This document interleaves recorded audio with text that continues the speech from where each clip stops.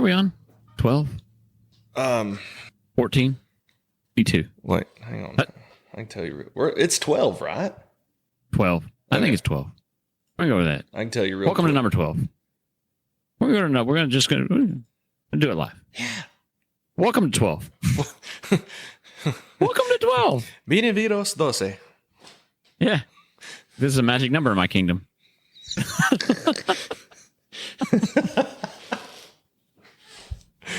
So, welcome to the We Rock Podcast, episode number 12. We're back. We're back. Yeah. You know, it's only been, 3-4 weeks? I mean, There's 3. Okay, 4. So it's close to 4. I hate to know just the level of just sheer anxiety that we have created. Just people that have been worried. But don't worry, we're back. Oh. Ooh. Did they get shut down? No. No, because you can't shut down something that nobody spends money on. But if you're wanting to spend money, we will entertain all offers. Well, that's exactly it. I mean, it's kind of like those call them the no-see-ums that fly around. The little bugs that buzz around your ears. That's about what we are, right? Or a housefly that buzz right by your face. Mm-hmm. Yeah, that's where we rank in the grand scheme of things. But I mean, it's still better than some of the podcasts that are out there by some of the people, right?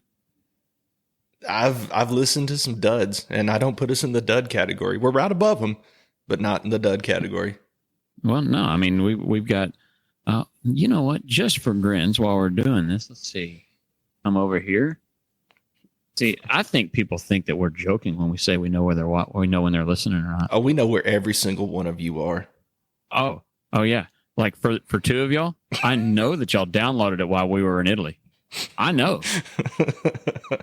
Act like I don't know. And y'all didn't talk to me about it as if y'all didn't see. I know what was going on. Let's see. We got where are we at?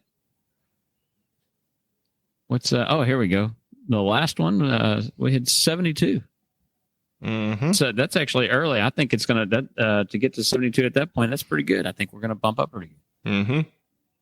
And the only 2 places we are not being actively listened to in the entire world is we have not broken into South America or Africa yet. You want to go do a live in Africa? I'm down. Let's do it. What do you got going on? Oh, nothing really. I think let's check it out. We're we know. Let's see. We have people in India listening, Australia, Poland. I don't know if the people in Poland can actually understand us because, truthfully, let's be honest, the ones in Canada can barely understand us. I think anybody outside of Texas has an issue understanding us.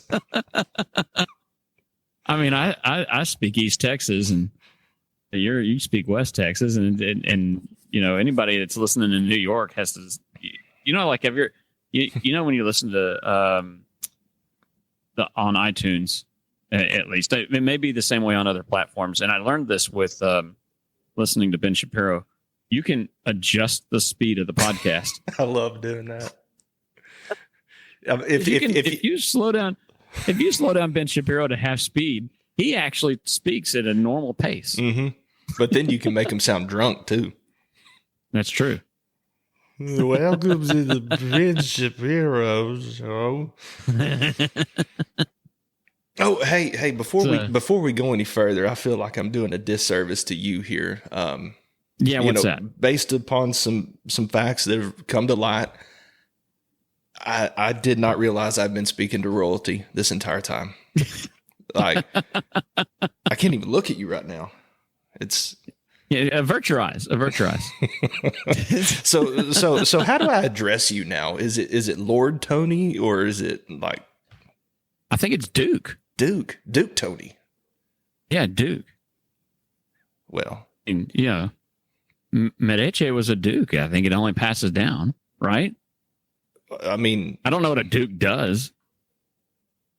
I know most where we're from, most people name their dogs Duke. So I had a dog named Duke. but that's after John Wayne. Wait. So are you the Duke now? Ooh, see, that's a much better Duke to be, right? I mean, where we're from, you nobody's interested in being royalty. You'd rather be, John Wayne, the Duke. Right. Does Perry know this? Ooh, does that mean I'm closer to being the Duke than Perry? Maybe he'll get his dog to accidentally buy my desk. Put it on eBay now. I don't even remember how much that was. But it was a lot. He said he about had a coronary right there until somebody outbid him. I mean, I don't blame you. Yeah. So, no. Yeah. No, I tell you, that was a great trip. We had a really good time in it. For those of you who don't know, I say just got back. It's now I've been in the office now 2 weeks since having gotten back from the American Institute for Commemorative Art, or AICA. Did a, what do they call it? What did they decide? I think they called it a Italy tour. So, okay. And it was like a study tour. We studied things like wine. We studied the different Italian foods. So okay.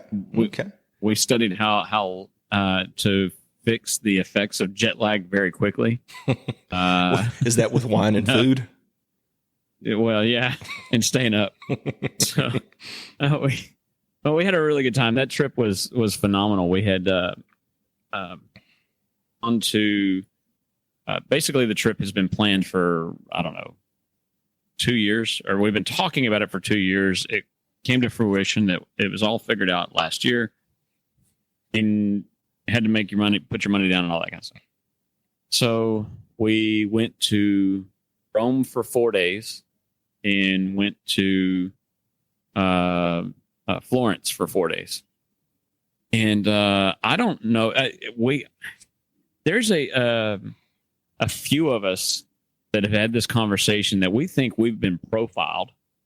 And profiling's wrong.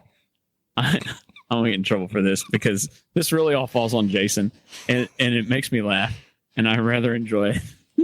But there was a bunch of us that went, right? So they originally had planned that. They thought, man, there's not going to be that, maybe 20 people to sign up. Mm-hmm. No. It was like 44 people. Oh, wow. To go. And so the group grew so big that they had to split us up. So in Rome specifically, not in Florence, they had to move us to 2 separate hotels. Oh, wow. Well, when they did this, it was half and half. And, truthfully, I looked at the lists of those groups, and I was like, I don't know that there's a way that you can end up with a bad group. Well, that's good. There are great people in each group. There's people I wish I'd have been able to hang out with more, but I was not upset with the people that we hung out with at all. Mm-hmm. Because we were great friends before. We were good friends before, and I think we're all so much closer as a part of it. Mm-hmm. But in my group, they decided that it was a good idea to put myself and Emily in with Kim Schlitzberger and her husband, and Maria Schlitzberger and her husband. and because it's you got to be very cautious. They put Jason Campbell in the other group. And I said they realized that there's probably a certain number of Southerners that are within that kind of locale to the Sabine River, that it was probably in the best interest of all of Rome for us to not be in the same hotel. Well, I'd been watching the international news stories, and I didn't see anything pop up. So, for what it's worth, and you really think about it, though, it is actually appropriate because, the Schlitzbergers and I were in one hotel, and we were separated from Jason by a river which is exactly the way it is now. So, but no, that was a great trip. It was, we flew out to, we flew out of Houston. What was funny is, my flight from, Houston to, Atlanta had the Schlitzberger, had, Kim and Gary. A is actually her married name, but everybody knows her Schlitzberger. Had Kim and Gary on it, and we flew to Atlanta. And we'd already kind of had this conversation. We're like, we got a 5-hour layover in Atlanta. What the heck do you do in Atlanta? So we went to the Amex Lounge and sat in the Amex Lounge for 5 hours, because once you get in, all the food is covered. It is a part of your membership. So we went into the Amex Lounge, and this is, look, we're going to have to get some kind of financial contribution from Amex for this plug, because if as a business, if you don't have something like an Amex card or a Capital One card that gets you into Delta Miles card or something, you can't get into these things. So we got in there, and it was, the drinks are covered. Whatever you want to drink. I mean, there's a couple of them that are specialty drinks that you have to pay for, but other than that, we're drinking old fashions and things like that. And, there's food in there, and we just sat there for 5 hours. So do you remember getting to Italy? Yes. I don't remember getting out of Italy. It's a separate story that we'll get to. We had so we decided, because I wanted to watch we left on Saturday, and I wanted to watch football. There'd be TVs in there, and we watched TV in there and watch some of the games. So it's Ush and Schlitzbergers and Jason ended up meeting us there as well. And so we sat in there for a long time. And then when we go, okay, we probably need to go to our gate to catch the flight, we walk over there, and that's when we run into Monica and Shane, Monica Johns and her husband Shane, and then Mike Johns and his wife, and then Terry and Denise Joy. And so they all been sitting over there at the gate for a number of hours, or walking around. They're like, "Where have y'all been?" We were over here. Where did you think we were? So the first place that y'all flew into, did y'all fly directly to Rome to start out? Well, I mean, we had a layover in Atlanta, but yes, flew directly into Rome. I don't know whose brilliant idea it was to stick that many monument folks on one flight. But we said that everybody else was just going to hate us. We actually behaved. You could see the silica floating in the air. It was... So we behaved for the flight there, but that was great. I mean, we got there, and they had already had a shuttle for us. One of the first things that we learned when we got there is, have you ever been to Jamaica? Yes. Okay, so you know how, like, if you're not on the resort, I don't know if you went in on if you been on the actual, if you went on a cruise, or if you've been on the I flew in to go to a resort and had to take the bus. Yeah, so then you're familiar with Jamaican traffic. Oh, that's half the fun, is getting to the resort. What I can tell you is that Jamaican traffic ain't got nothing on Rome. Ooh. It was bad. However, I'll tell you, they did not use their horns nearly as much. Yeah. But what you learned is that if there's an empty space, they're going to put their vehicle there. It's so we were all floored the whole time, because, if that had happened here, well, let's say, for you, if you're in the Metroplex, or for us in Houston, if somebody would have gotten that close to my vehicle, they would have, as the new colloquialism is they'd effed around and find out. Right. They would have seen the business end of a long distance hole punch. So, so that was, but it was crazy. They're all over the place, and if there's an empty spot, they're going to stick a moped there and whatnot. But we got there. It was like 8:15 in the morning on Saturday, or on Sunday, and they didn't have because usually when you check into a room in a hotel, your room is ready by what, 2, something like that. So we had to wait till 2. And I think by the time we actually got to the hotel, we landed about 8:50. By the time we actually got to the hotel, it may have been 10 or 11. And we're going, what do we do? So I told Emily, I said, hey, we've got to stay up, because if we go lay down, we're going to crash, and this is going to be a struggle. Yes. So we had, we just started going for a walk. I bought some gelato and walked around or whatever. And man, I tell you, it was great. Our hotel was really close to just about everything. So Emily got almost everything we wanted to see out of the way in the first 45 minutes. We're like, okay, let's go home now. Right.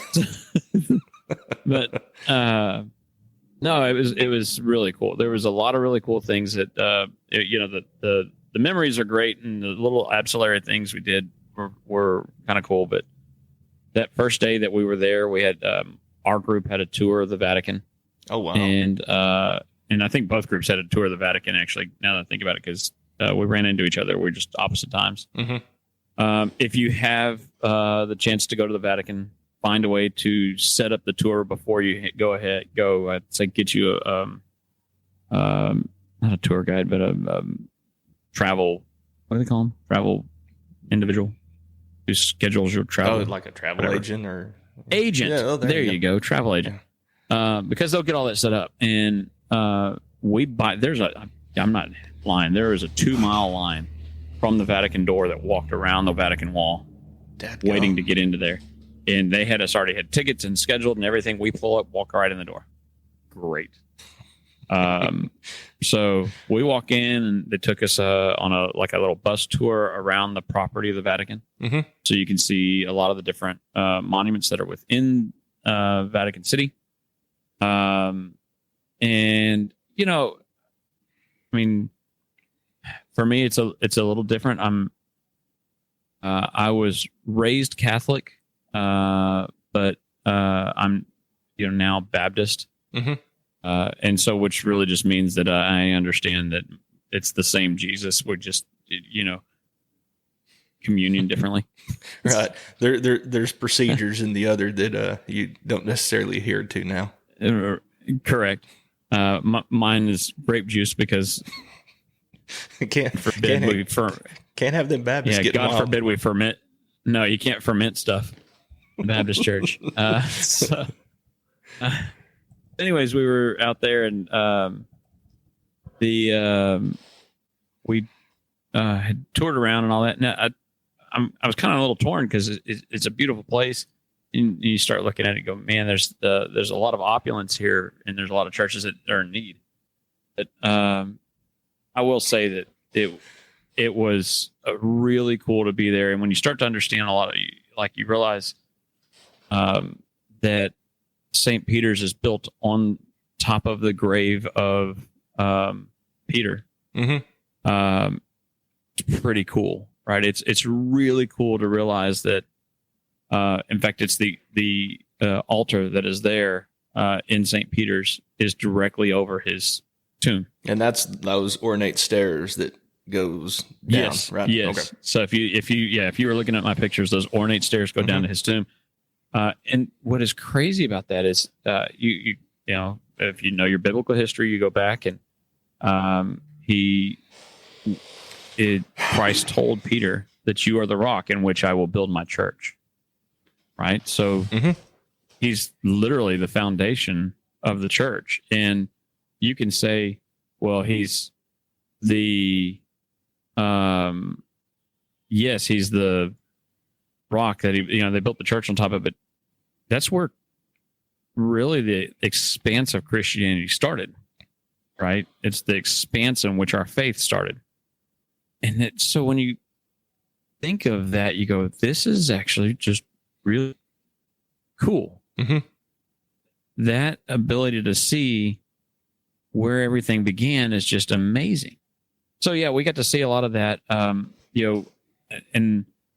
to kind of get back to some of the stuff that you'd asked before I left, I know I've got a huge folder sitting right over here on my desk of history stuff. And so my aunt, had done a lot of ancestry stuff on me, and or not on me, on our family. Just on you specifically. Just on me. I'm the favorite. That's kind of where things go. My sister, not so much. Right. So, no, she'd already done it. So on my mom's side, my mom is very Catholic. She's, when I say very Catholic, she's very French more than anything, just because she's from her family's from South Louisiana, and we can trace it. Okay. Hardcore. So we actually can trace part of the line all the way back to Charlemagne. And what was amazing, so in my first set of pictures, you can see a lot of the different things. Well, there's a picture of me, and I'm taking a selfie, and you can see the floor. That really means absolutely zero to anybody but me, because I didn't label anything. I wasn't going to sit there and label all the pictures. My photos that I put on there were just photo dump. Mm-hmm.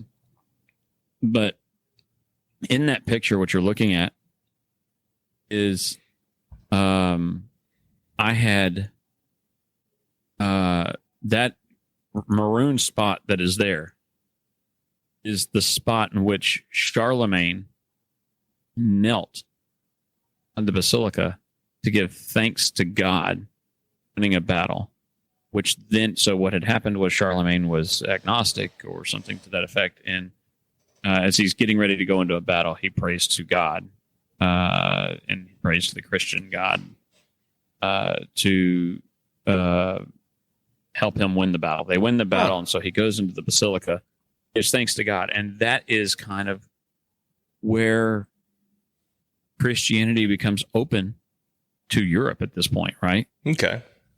So the cool thing about this is I'm now standing in the spot in which my ancestor knelt to give thanks to God. And Wow. so, you just kind of go, that's kind of cool. I mean, do I believe it's the same spot? No. Is it close to the same spot? Sure. And so that was really cool. It was cool to see, we got to go into the Sistine Chapel, which I think because you can't take pictures in there. Oh, wow. And it's actually pretty loud. They're like, oh, you gotta be it's like it's louder than I am. So Yeah. it was pretty loud. And they kind of, they tell you can take your time, but they rush you in and out. And so that was okay. I think the cooler thing was a lot of the statuary and a lot of the stuff that's in there. And a lot of us, the monument guys, are taking pictures of these sculptures that are in the sculpture rooms and details. And, most of the groups from other countries, as I'll put it, would go through and they take their picture real quick and move on to the next thing. Take their picture real quick. You're we're studying. We're looking at how the heck did you get a chisel in there back then? Oh, yeah. Now, from looking at the pictures you did, just the intricate work on a lot of that statuary blows my mind, especially for the tools they had back in that time. Because if you was to take one of the sculptors from that era and you put them in your shop or my shop now with the modern tools we have, it'd blow their mind. Yeah. And we have a lot of what they of what they had access to then, but the best we can do at the moment is a SERP top. True. Yeah. So there was one that there was a picture that I'm looking at it now. I'm going to share my screen, at least that you can follow along. The people listening won't know what they're going to have to go dig for it. And I don't really care. We can post a few pictures, or you can. Well, no, I will. I'll go back and I'll post some pictures. But can you see this? I don't yes. know if it's sharing yet. Is that setting on some Texas rose? No, it's. There was this color was all over the place, and it looked like sunset red. Yeah, sunset red. I don't know what it is. We took a bunch of pictures of it, and we couldn't figure out what it is. But look right here. You see this? Oh, chain? those little connecting. Yeah. So this was a chain that went around the whole thing, but it's freed behind this little tab there. And if I go to the next one, look at that. You see how it's freed behind it? Oh, wow. Yeah, how do you get around the backside of that? I mean, look how round it is. Not only did they not blow that out, but that's like almost perfectly round. Almost if it was turned. Yeah. And They had to have got even like some type of abrasive something and sat there. And well, I rolled wonder it. if they cleared. Yeah, I wonder if they cleared the hole and then used like something, whatever they would have used as a sandpaper back then to kind of work it. But you know, I mean, you can see very minimal tool lines on a lot of things, which was impressive. You can see things like, let's see, this is the first album, but it was polished. Wow. And this is a red granite that came out of Egypt. And when you look at this stuff, you go, they polished this eons ago, and just using little tools, things like you know, you kind of go through there and you see a bunch of different things.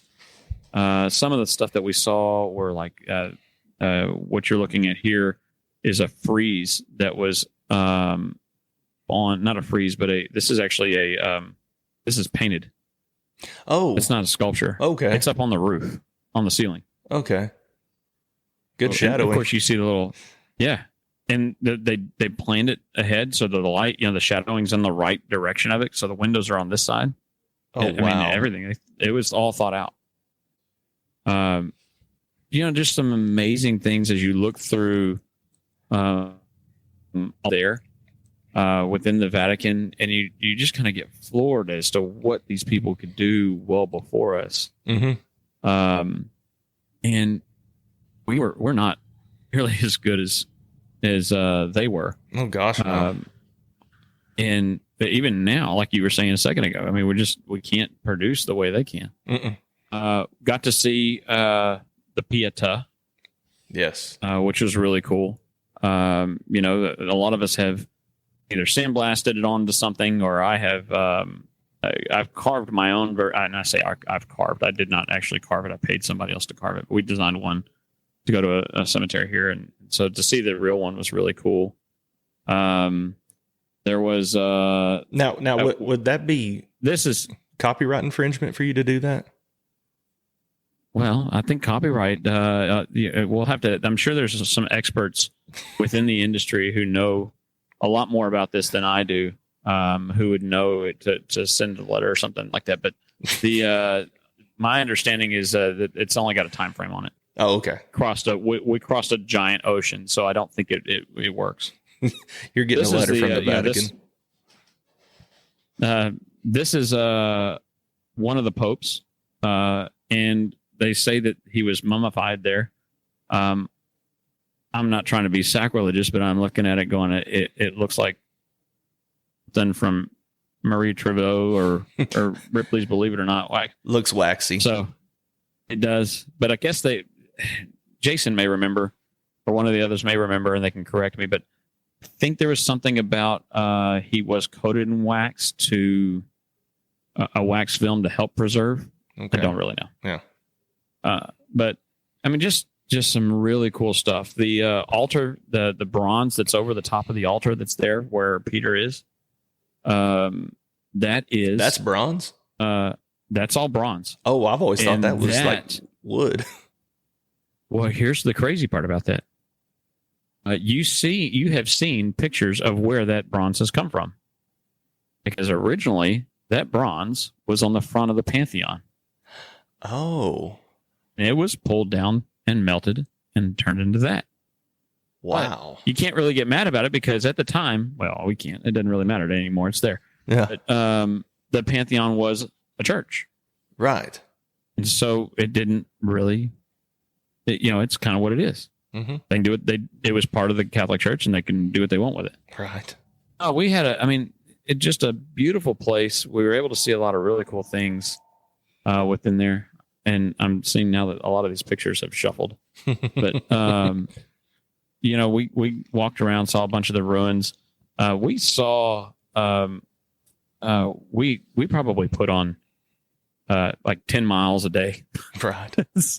is about what we walked. So seeing a lot of this, is it more of a gut check or inspirational to you as a memorialist? I think yes is the answer. Look, here's because you may be in the same boat. I'm a history guy. Oh yeah, definitely. And and I love my history, and to be in the steps of where the history happened was cool. To know that when we walked through the ruins on day 2 or 3 or whatever it was, and we were just there wandering around. These are the ruins in which Paul would have seen, or Peter would have seen as they walked through town. Not necessarily, they would have known these buildings and seen them. Some of them, not all of them, because there are certain ones that were erected long after. Right. And so those are some of the things that you just get floored by. But one of the great things was, we went into the Pantheon and you get blown away. Just the view of the Pantheon. Okay. Now the dome there, is that painted, or is that all done in relief? It's all done in relief. Oh, wow. And remember, the dome is all concrete in the Pantheon. Ah, okay. It is solid poured. There's no rebar. It's just concrete. Wow. So you've seen pictures of the Pantheon forever in books and things. And that was probably one of the places we walked into that I was floored the most, because you just don't realize how, the statement of False Peak, when you go hiking.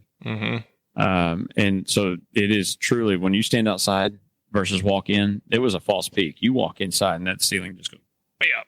And you just go, whoa. So, and the work that's in there is absolutely amazing. Came by this tomb and we looked at it and we weren't, just kind of, that's cool. Somebody's buried in the Pantheon. Yeah, that's Raphael. Oh. Yeah, not the Ninja Turtle. Oh, okay. Never mind. I'm not as impressed now.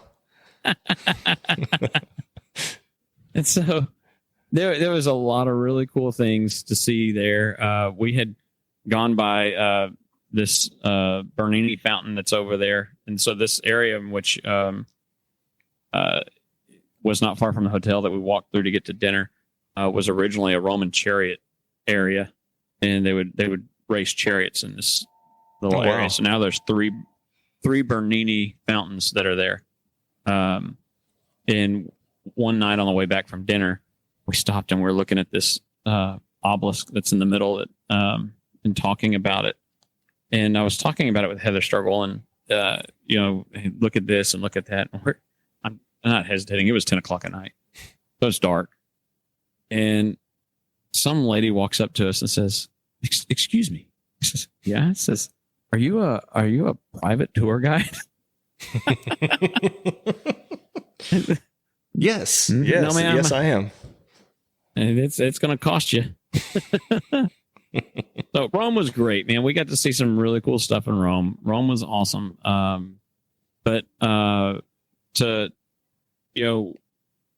think the cooler for me, you see the Bernini.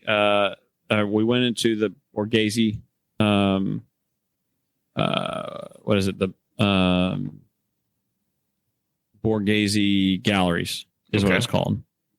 And got to see Bernini stuff. So this is where you were asking about how do you feel as a monument guy?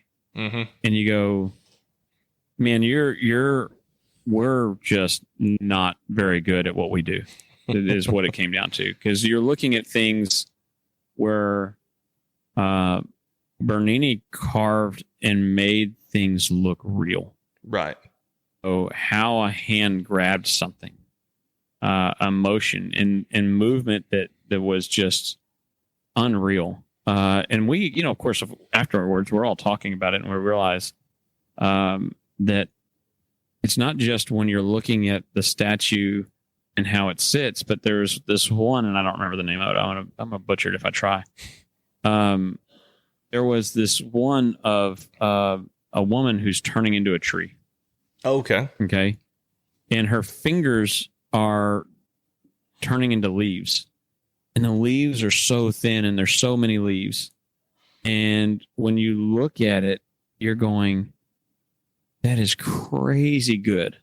Crazy good. But then you, as a monument guy, you go, how on earth did you carve that and not lose a finger? Or not, because all the fingers are freed. So the best we could come up with, and think about it, it's got to travel, right? you do all your work in your shop and then you load it on the truck and you take it to the cemetery and install it. Mhm. Right. Well, if you've sold a statue ever before, then you've loaded it on the truck and puckered up and drove down the road. Yeah, you're picking cotton by the end of the day. Yeah. And so you look at this and you go, okay, you've seen the meme where they go, this is a 3,000-year-old Roman road and it's still better than 35. Right? Right. I'm going to tell you, I walked around those Roman roads and I've been down better roads in Louisiana. Ooh. So, so they're just rough. And now they're still old, but think about pulling a wagon for cobblestone, very delicate statue, putting it into this building. And so when you look at the statue and where it's at, there are doors in there, but there's not like a direct line. There's not a door in this particular room to the outside. So, and it's up on a pedestal. So you've got to raise it up and get it there. So as you start thinking about how do you do this without losing a limb? If you look, this foot is freed. Mm-hmm. Hand is freed, and so are the fingers. You know, and each one of those pieces is extra delicate. You can't lift on that. So some of that, I believe, he may have left. You know, like, so you've got a 3D printer, correct? Yes. So you know when you do like a 3D print and it'll leave the things that'll help stabilize it as it prints. Mm-hmm.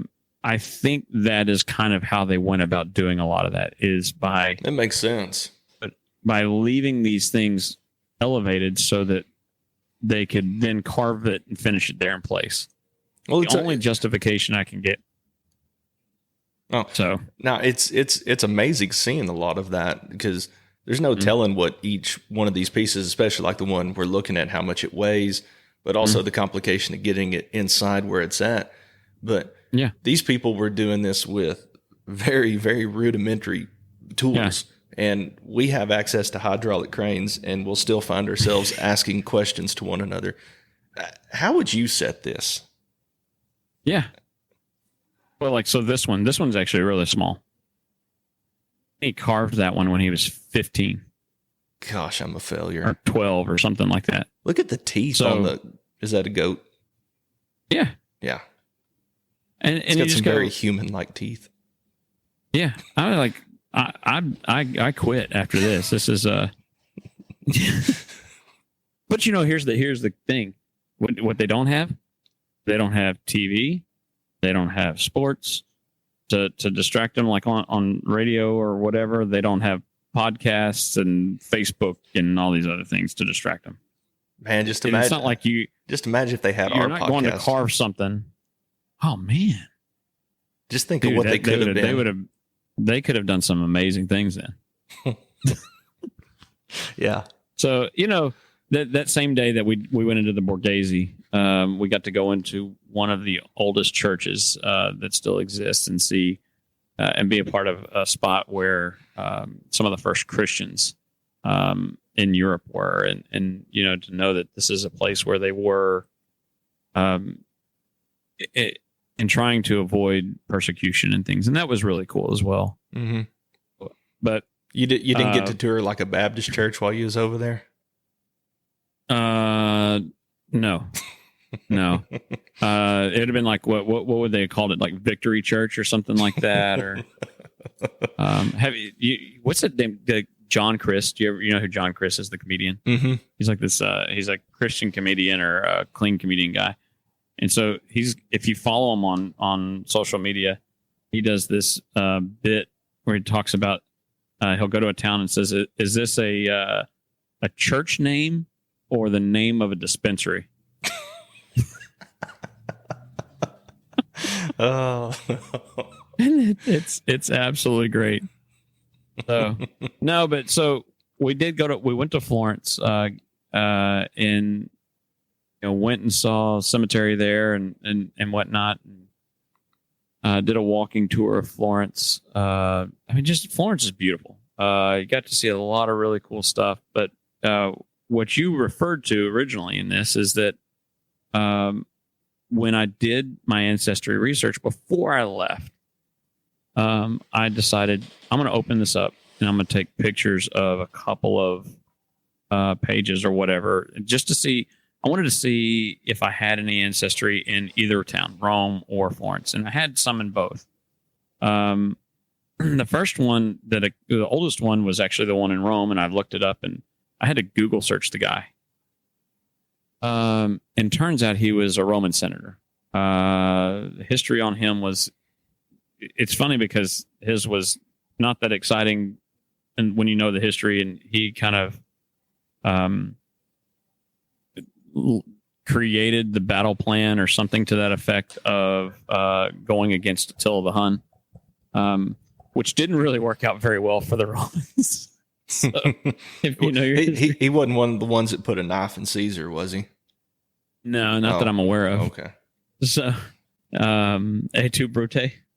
No, but the other one that was really crazy was there was another name, and there was a name in Florence, and I'd taken a picture of it, so I was like, I just so that I know that somebody was there, and nothing's ever going to come of this, but just kind of go there and know that if I'm looking at stuff, I can see the time period, right? Mm-hmm. And so, doing this walking tour of Florence, and when we do this, there's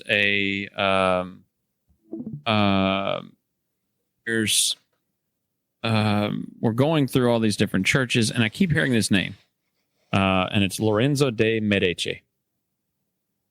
That's oddly familiar. Mm-hmm. And I'm not thinking anything of it. And so he's talking about Medici and, what he did and this kind of stuff. And Medici basically created a school. Decided, used to be back then, what you would do is if your son wanted to be a painter or sculptor or whatever, cook, today it'd be welder or paint, plumber or whatever. Right. You would pay somebody to teach your child. And it was somebody who already did this. Mm-hmm. Right. So it's an apprenticeship, but you're paying somebody to apprentice your child. Okay. H.A. didn't like this, and he's a duke of Florence. And so he's called Medici the Magnificent or whatever. And so what he did was he started a school to teach people how to carve or paint, or it was an art school. He wanted the best in Italy. So they end up having a number of students, and they kind of created this task. And one of the students followed the task, but put their own spin on it. And it was carve this old man. And this is the only student who carved the old man, smiling, and you can see the teeth. And the kid was showing off. Mm-hmm. The kid that was showing off was Michelangelo. Oh, wow. Okay. Wait, so Ninja Turtle? Yes. Okay, good. Yeah, with the nunchucks and everything. So Medici is my 16th great grandfather. Wow. And what had happened was we'd gone through all this, and we're hearing this Medici. And so I kind of pull up my thing and see when this was and all that. And so I'd asked the tour guide, I said, about what time period is this? And the picture I happen to have is Medici the second. Mm-hmm. And I said, about what time period is this? And he says, well, it's at the end of the 1400s, cresting in, kind of like 1480s.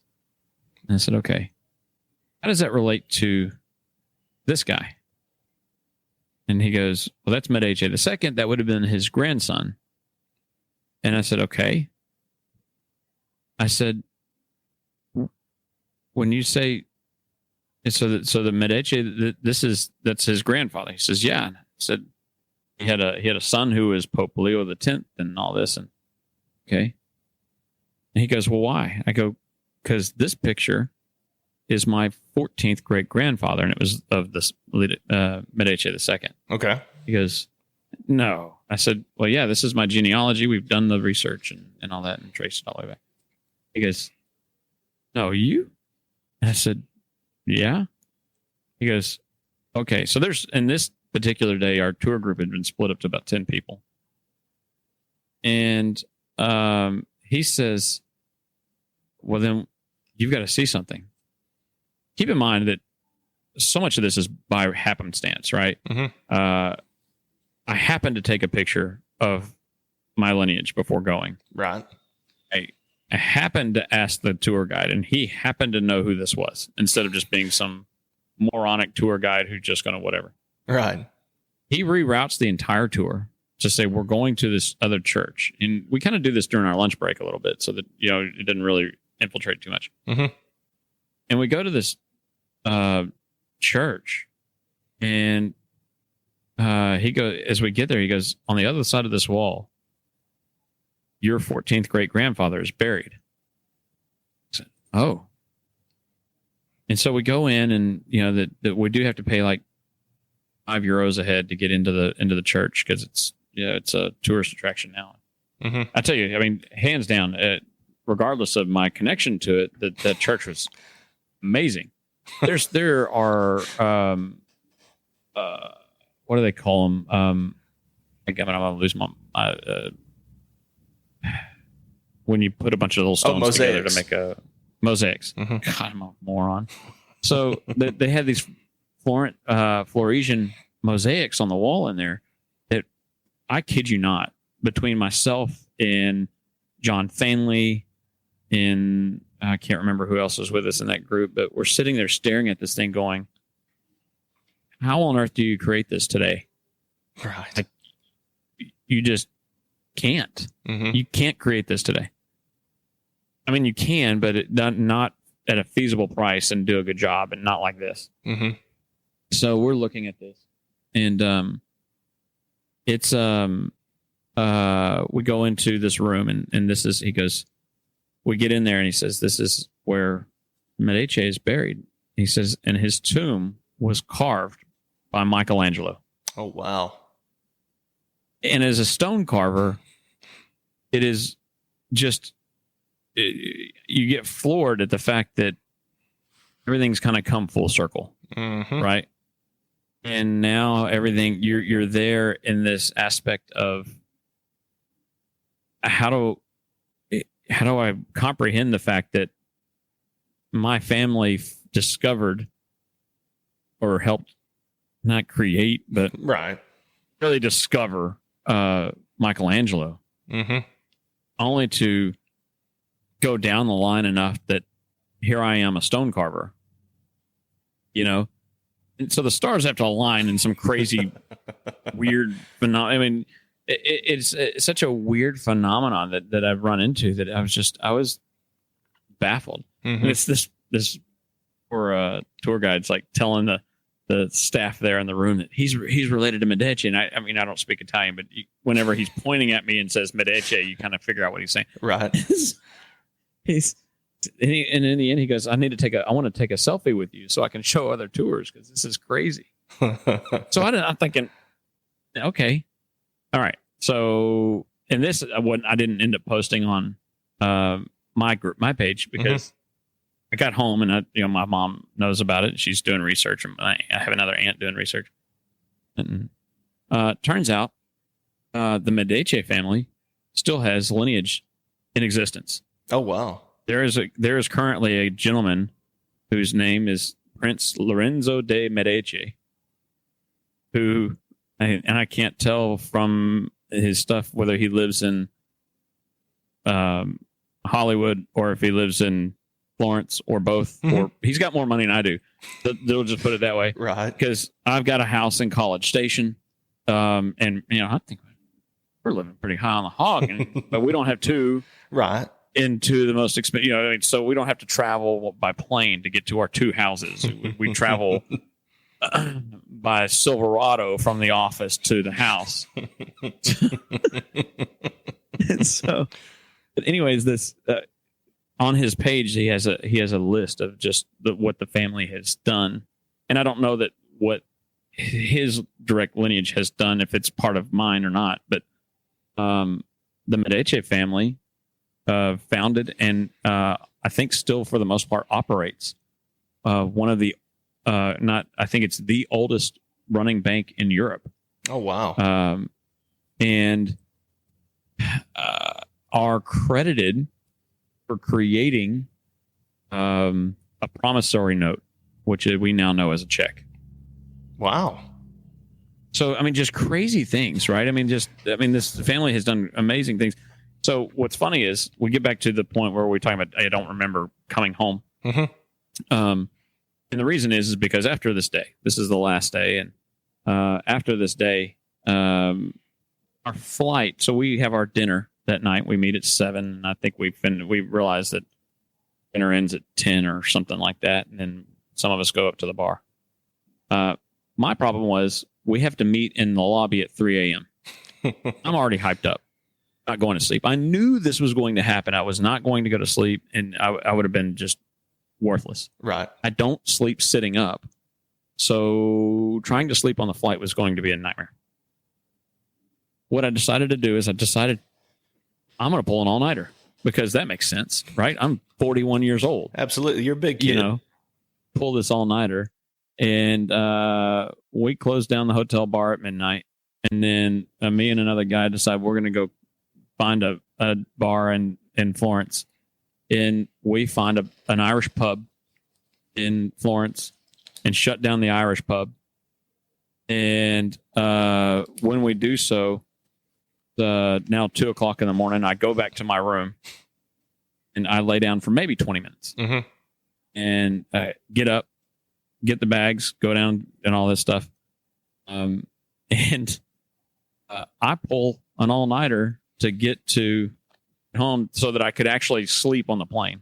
Right. So when we get on the plane from Florence to Paris, I do not remember taking off.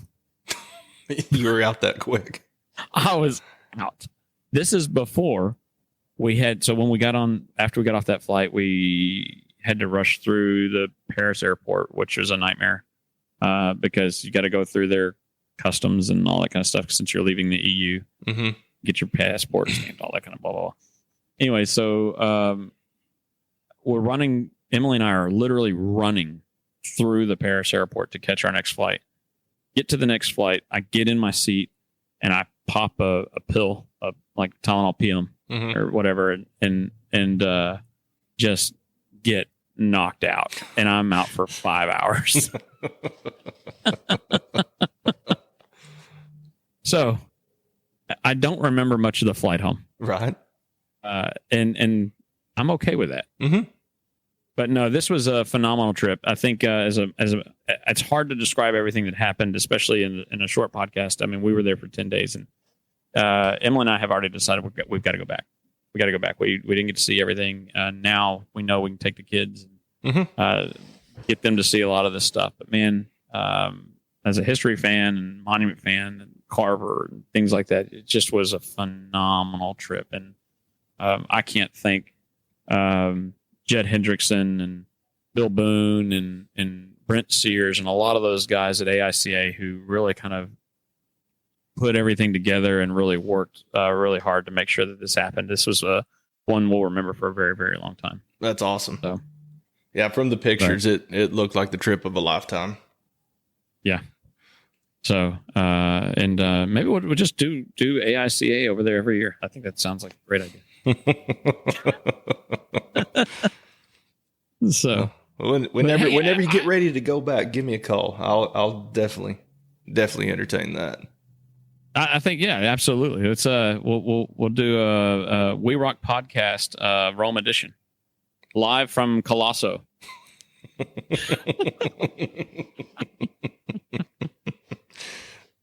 So, well, hey, I've got a question for you because I want to know. It seems as though you got an email the other day. I did. I want to hear about this email you got. Oh, I had one of those online companies, you know, that they pride themselves on providing full service to their customers, asking if I would set a headstone for them in a cemetery about an hour and a half north of me. Not about an hour north of me. And, you know, there's a lot of things that go through my mind of how do I want to reply to this email. Right. I mean, there's an infinite number of ways you can answer this email. Correct. Mhm. Yeah, I wanted. I tried to encourage you to put out a poll, and I think life got ahead of you, and you weren't able to do it. Right. I mean, you got too busy watching the Rangers or whatever. You're not wrong on that one, but I thought about getting on Google Translate and giving them every translation of the word "no," but that was going to take too much time. And then, of course, then you go through the, oh well, I'll tell them I'll set it for $5,000, and still it was a 201 marker. Nah, it was a small upright, like a 1820, something like that, real small. Yeah. But in the end, I just stuck to my principles on the matter of just no, we don't do it. It was something like we currently acquiesce or decline your acquisition or something to that effect. Oh, because like we've said before, if we're in the business we're in and we start to allow that to happen, that we capitulate to that, and then we start setting these online orders, that's going to be one of the death nails for us. I mean, at what point in time are you if you're going to say you're full service, be full service? And I understand that some of us do install stuff like I'll sell something from time to time that's not in my area, but I've already, before I made that sell, made that call to negotiate and figure out who I can have that I can trust to do the install. Correct. If I can't get there. In most cases, and I won't do a regular, if I do something in your backyard, it's not going to be a regular SERP top unless it would have to be an extenuating circumstance. It would have to be like this poor lady here is coming to my office. She can't make it up there. How do you, and I'm going to call you up and say, how do you want to handle this? Do you want to produce the monument and then I'll do the artwork, or I'll talk to the customer, those kind of things. Or, man, she's just really comfortable dealing with me. Can I, I send it to you, and I'm going to put the ball in your court and let you figure out how you want to handle this. But I don't do a SERP top down the street. I won't. No. Or down, in another area. No. It better be something that's unique to me and my stuff for me to want to go out of state or out of town, that far out of town. So, it seems a bit ridiculous. So you're not full service then if you have sold it and you have no intention of ever installing it. But regardless of the situation, especially like if it's a deal that you and I are negotiating something, whether it be me working with you, you working with me, the end result is that customer is going to be taken care of. Yeah. And that's the goal, is making sure that customer is taken care of, that we're going to see it through to the end. And I think that's only appropriate. I mean, I don't want, I think that, like we said before in the previous one, I understand the mindset of trying to take care of families who are, all these monuments go to patrol care cemeteries and you're going to deliver it and they're going to install it and that's fine. They don't limit themselves to that and it goes so much further and you go, this is a problem. It becomes an issue. So. Yeah. And we all need to be in lockstep with one another on this issue. And unfortunately, a lot of it comes down to price issues. And I think the issue ends up being a lot of times that you sit there and say, no, we're not going to install this for you. And then that maybe that company finds another reason to sue you. Yeah. It could happen. I wasn't being specific. No, you weren't. No, that's general. Hypothetically. Broad brush. Correct. I mean, just saying. Right. So, look, I'd like to be, I want to take care of every customer I can, but I can't. But more importantly, I'm not going to put my people at risk for somebody else who decided, in our shop for that matter, to have to cover the cost of something that I didn't produce. Correct. Because somebody decided to go somewhere else because they gave them some sweetheart deal online when they didn't have to do anything. Mm-hmm. So, Oh yeah. You know, I've said before, and I'll say it again, that truck cost me about $350 an hour to run, Easily. and that's my 2 guys. That's the truck note. That's the insurance. That's the overhead. That's full. Mm-hmm. Heck, we had to go get an oil change today. I haven't seen the receipt. I don't want to know what the receipt on the oil change was. Yeah. I don't want to know what the oil change on a 5500 Silverado cost. How about 20 bucks or so? Oh, yeah. Yeah. And I'm just going to send them with some petty cash. That's right. Now, but whenever your business model, I don't know if I can get deep for that much. no, heck no. No, but whenever your business model is run on being a 3/4 service or even a half service, you're able to cut those deals. And yeah, unfortunately, of course, whenever they're speaking with their potential customer, they tell them, "Oh yeah, we can get it all handled," but they say that before, and then after, who knows? They've made that sale, and they have not contacted a cemetery. They hadn't contacted us. Nothing like that. Yeah, and because once the check clears, then where's the service? Mm-hmm. And I've got a truck coming in next week. Right now, we're already going through the families who are on that truck, getting in touch with them, letting them know their stone's coming in. Mm-hmm. And we're going to get ready. Let them know that we'll get ready to collect their final payment so that we can get it in line to sandblast. Since sandblast, we're currently watching. We're at the time of year where we got to watch weather. Mm-hmm. Because hey, it started raining again. Oh, thank God. This liquid stuff started falling from the sky for the first time in how many months? It's been a while. 4? And it magically makes people lose all their driving abilities whatsoever. So the question we had yesterday was, can we go install?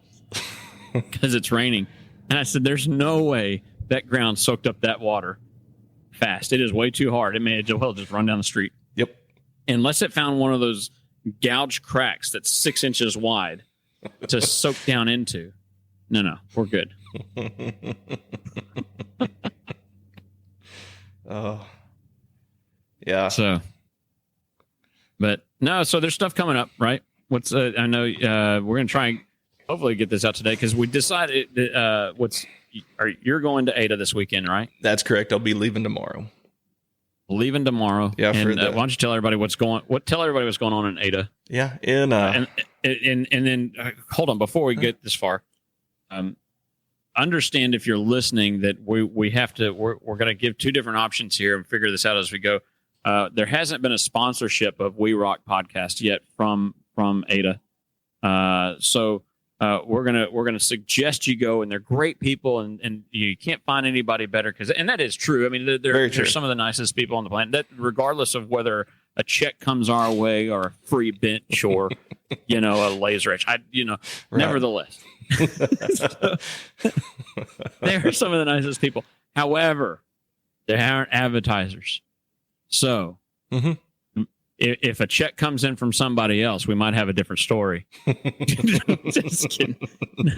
Judy, I'm kidding. And Ryan, yes, I still need you to bring that thing down for me. So when you're there and you're listening to the podcast and you're walking around at Ada and you see stuff. In fact, if you see any of Austin's stuff sitting around before he gets to it, go ahead and write your name on it or leave a message right there in wax. Hey, that's fine. If they want to pick up the bill on it, that's cool. I'm bringing my gooseneck with me, so I'm hauling back anyways. So there you go.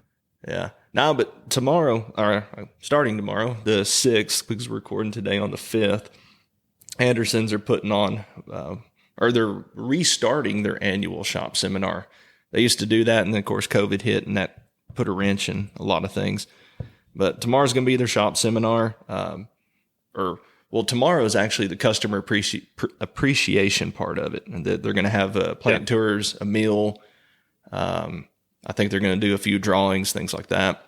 And then the next pencil or crayon, or I'm hoping crayon because Wes is going. I kind of hope whenever you say those things that in the background, people go, hey. No, the door's closed. He might still could hear it. But Wes is a Marine for those that don't know Wes. But then the next day, Saturday morning, they're going to be doing the actual shop seminar part of it. I know some of the suppliers like Miles and Bicknell will be there. Mm-hmm. They're going to be doing a few demonstrations, and then the Andersons do have a few demonstrations of their own planned out. So far, I think they've got somewhere around like 150 RSVPs and something like high 30s to low 40 number of shops are going to be represented there. And then that's also, good. It's going to be a great turnout for them. And also they're doing a pallet sale that they're just going to have a bunch of pallets lined up that are banded down with, it could be CERT tops, it could be sculpted pieces, it could be just flats, but they're going to be doing a pretty awesome sale on some pretty neat things up there. Good. Yeah. And of course, we know I'm not going to be there. I've actually got my own dilemma that we kind of talked about a little bit. And these are first world problems. The first world problem for me is that, we're season ticket holders to A&M football. A&M plays Alabama at 2:30 on Saturday. But the Astros are going to be playing at the same time. So I'm going to be in the stands at Kyle Field in my seat with my iPad streaming the Astros game. What time does the Astros game start? I looked that up a minute ago. Let's see. And I forgot because I'm half a moron and I'm kind of like about as intelligent as a newt. not Gingrich. See. ESPN, MLB. Oh wait, I could look it up. Schedule. Big things are happening here while we're punching stuff in. Yeah. 3:45. Okay. And I would guess because I'm looking at it on there, so that means East Coast time or right coast time, right? And not Central. So yeah, kickoff for A&M is 2:30. That means 15 minutes after that, Stros will start. I will be double dipping on my sports teams there. There you go. But did y'all close your stuff out? Did y'all do what y'all were supposed to do? The Rangers. They showed up. They had a little rough patch, and I will say that I did like the meme, the meme of like what were y'all? Y'all led the division for like I don't know 127 days. 127 days, but we all know that doesn't mean jack squat when you get to the end. No, it doesn't. How many wins did the Astros have? Enough to lead the division and win it. Well, hang on. They had 90. And how many losses did the Astros have? They had 72. The Rangers had 90 wins and 72 losses. So and who won more games against each other? That's just a small fact out there. We're not really going to focus on that one. But so they can be tied in the division, and that's fine. But when you can't take care of your stuff against the team that matters, you got to go play the wild card game. And won it. Say though, and won it. I will say, and I told you this in private, and I'll say it is it's all well and good that the Stros are there, and but I don't know that this year's team is as good as the one from last year. Ooh. But personally, what I want to see is the Astros beat the Twins in advance. You know why? You know why I want to see the Astros beat the Twins? Because you love the Astros. Well, yes. There's another reason. I have an ulterior motive. I mean, yes, that's the big one. Correa. Because I want to see Carlos Correa just go home and cry again. cried about a paycheck before. Went over there, got his check, and can't do anything. I'm just saying you should have known, but that's okay. We've got a better shortstop now. Oh, yeah. Perez, that dude's awesome. Yeah. Or Pena. Yeah. Pena. I'm sorry. Pena. Oh, he's awesome. Nah, but what I want to see is I want to see the Astros beat the Twins, and then of course the Rangers. They're about to face off against the O's. I want to see them beat them, and I want to. I think that's a win. I want to see the American League Championship Series beat 2 Texas teams. Can we just call that the Texas League Championship Series? It would have to be branded that. And then, of course, watch the Rangers advance on to the World Series, and then we're good from there. Yeah. But whoever wins the American League side, more than likely is going to be facing off against the Braves. Yeah. Look, I'm going to have to pull against. I'm going to have to pull for the American League to beat the Braves anyway. Oh, absolutely. It's just going to have to be what it is. Nobody wants to hear. Nobody wants to hear that. No, just keep it to yourself. It sounds like a bad yawn. I love it. So, no, yeah. So, baseball's coming to a close, but man, it's the best time of year to be a baseball fan right now. Oh yeah, it's been one of the craziest ends of a season ever. Just how tight so many of these divisions were. Yep. But it's going to be fun. But I think so. We've got as we close out, we've got. I guess in a couple of weeks we'll have another topic come up. Don't know what that is yet. Maybe we'll talk about working on designs and stuff like that. I know that we've got some really cool going on within the AICA group, which is challenging everybody to make a new design a day. And maybe we'll talk about that a little bit and talk about the importance of practice and monuments and stuff like that. Because I think by then we'll have good footing on that within that. We've got some other stuff coming up. We're still working on conversations about copyright.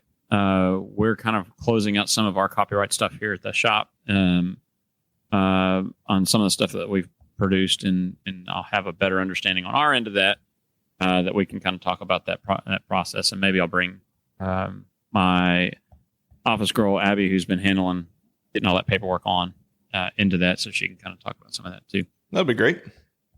Yeah. But that's about all I know. So I don't know anymore. Yeah, you try not to. The less you know, the less you have to answer to. That's right. And on that note, we'll close it out. Yes, sir. Well. All right, y'all. Y'all have a good one. We'll catch you on the next one. And so until then, keep drawing good stuff and taking care of those families. Yes, sir. Y'all have a good one.